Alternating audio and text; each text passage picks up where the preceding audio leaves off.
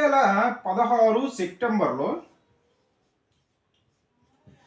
కేంద్రం అనేది మనకి రైల్వే బడ్జెట్ని 1924 నుంచి సాధారణ బడ్జెట్ నుండి సపరేట్ చేయడం అనేది జరిగింది.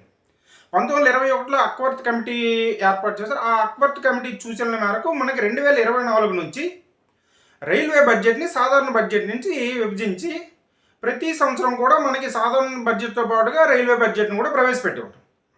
అయితే 2017 సంవత్సరం నుంచి 2017 సంవత్సరం నుంచి ఈ రైల్వే బడ్జెట్ని సాధారణ బడ్జెట్లో మరలా విలీనం చేసేయడం అనేది అయింది. సాధారణ బడ్జెట్లో విలీనం చేసేయడం అనేది దీనిపైన నియమించినటువంటి కమిటీ ఏంటంటే బిబేక్ దేబ్రాయ్.